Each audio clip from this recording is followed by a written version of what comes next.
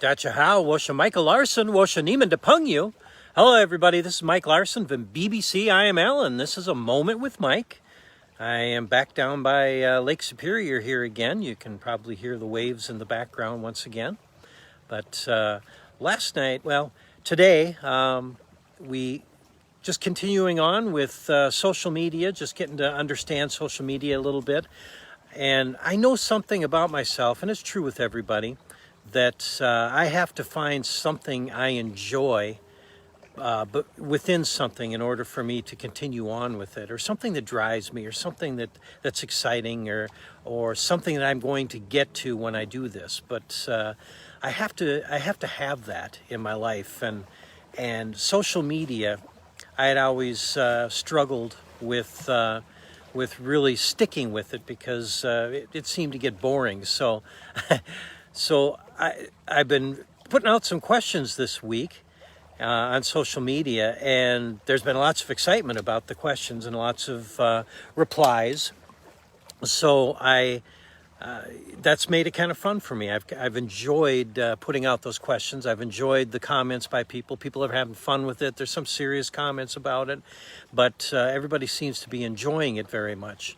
And that's part of this drive is social media. And one of the things that we talked about last night that I didn't make clear last night, I don't think, within it, was we talked about in life going back and what you miss about being a kid.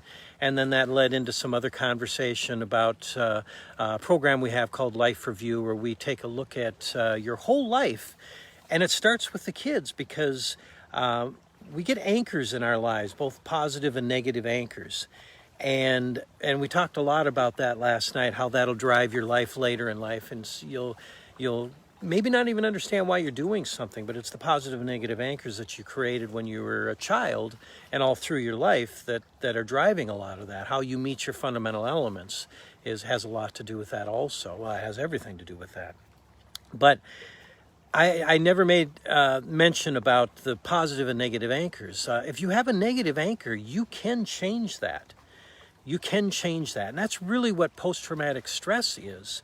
Post-traumatic stress is a negative anchor. It's something traumatic that happened in your life, and you avoid anything that reminds you of that from that point on.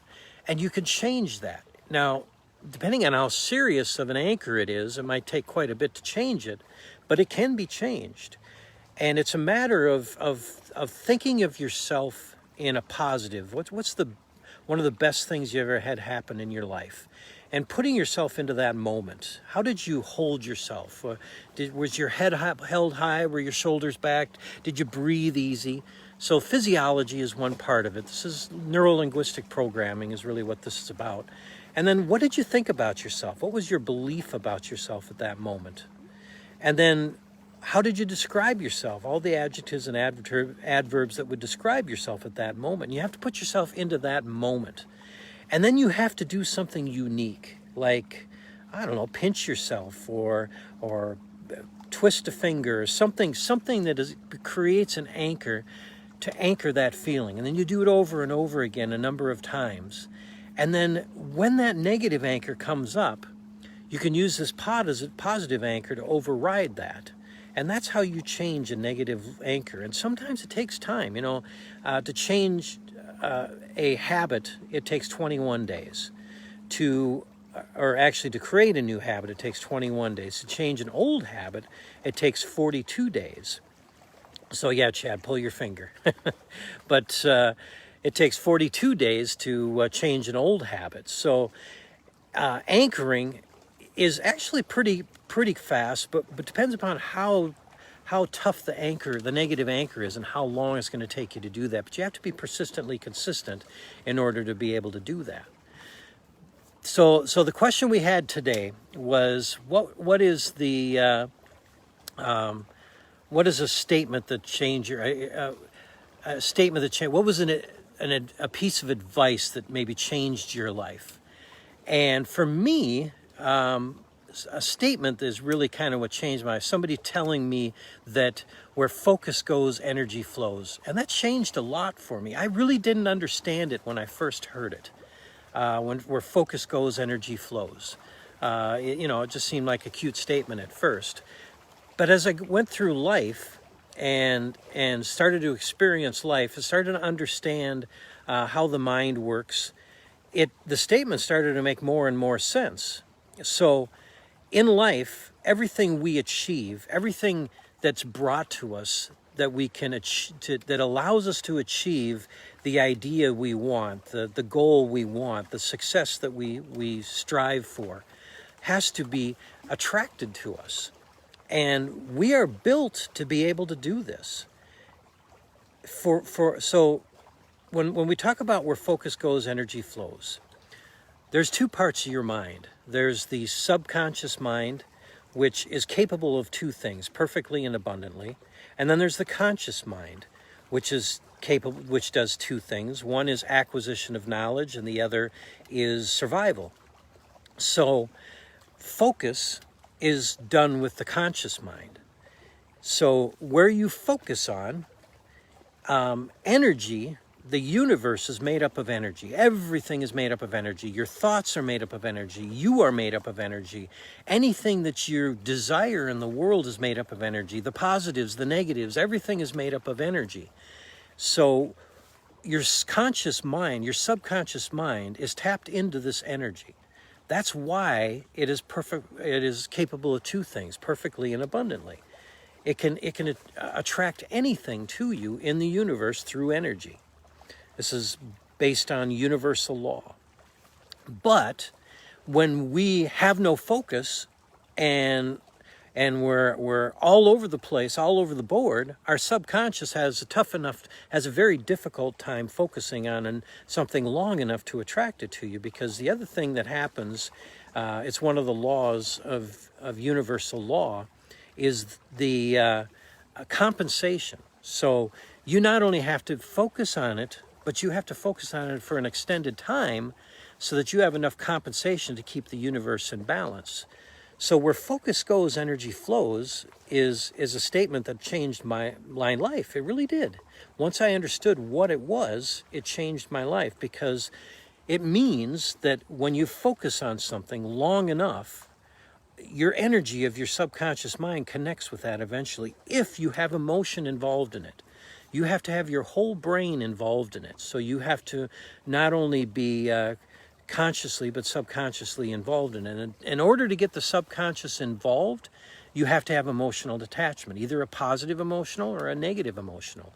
And whichever emotional feeling you have for a long enough period of time directs the subconscious towards that.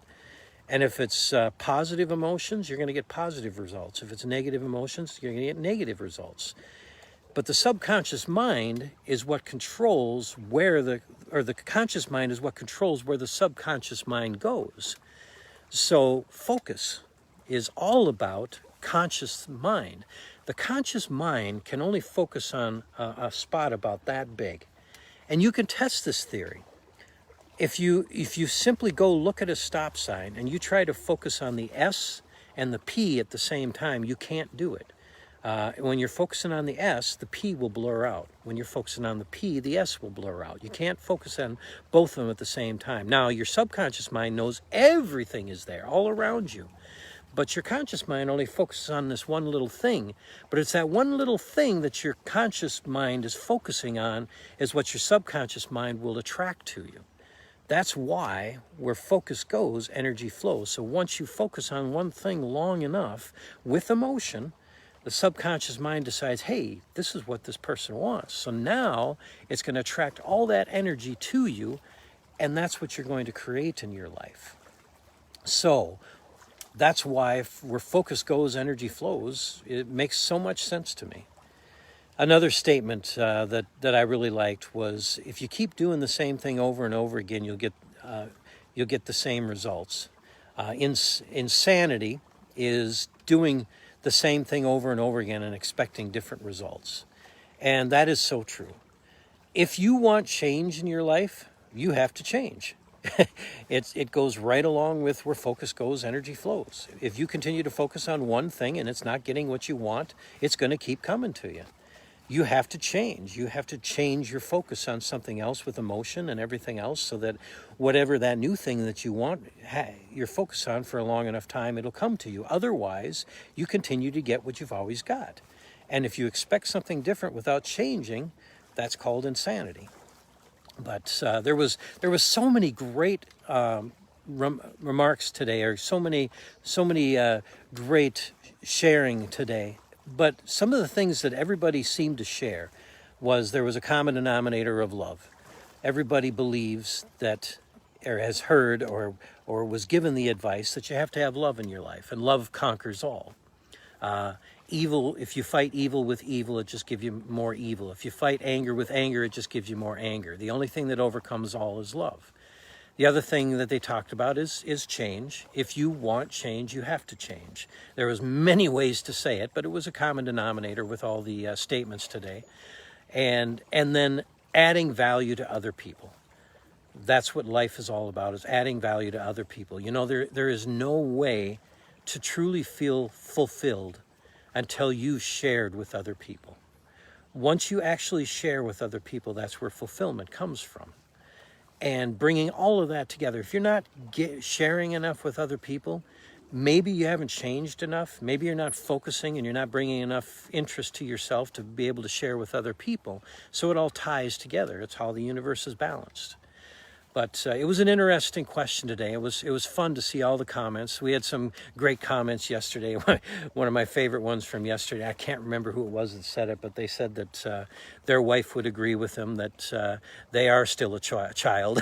And later their wife got on and she agreed with him that he was still a child. But that was a fun one yesterday.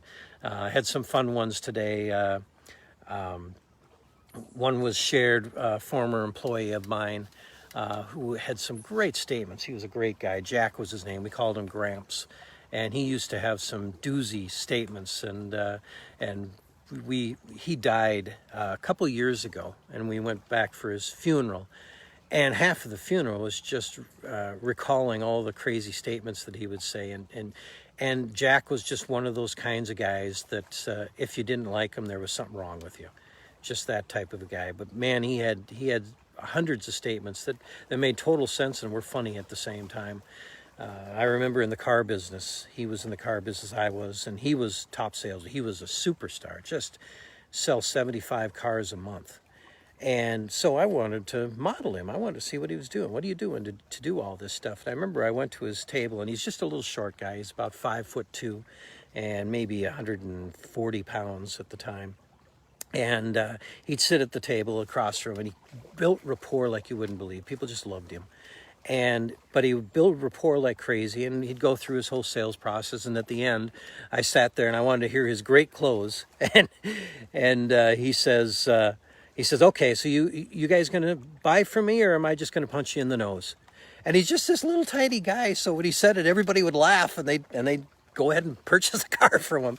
But me being at the time 6'2" and 235 pounds, if I said that to somebody, they might take me seriously. We might have a war on hands. So I decided I couldn't use that close. But I'll never forget him. He was just a great guy, and he had lots of great statements that touched all of us. But I thank you for joining me this evening.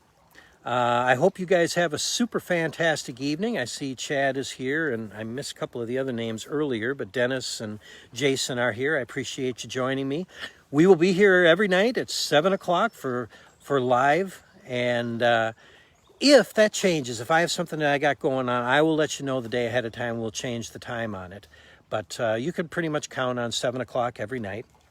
And if you guys have something you'd like me to talk about, if you have a challenge in your life, you're not afraid of me talking about it, or I can manufacture it if we need to. But if you have something that you'd like me to talk about, let me know.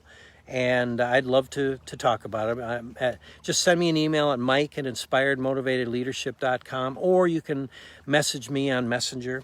Or when we're talking here, just send a little statement out on here, and I'd be happy to. Or if you got something you want, a Q&A right now, you can do a Q&A with me. But I thank you for joining me this evening. I'll look forward to seeing you tomorrow night at 7 o'clock. Once again, have a super fantastic evening, and I hope this finds you well, and we'll talk to you soon.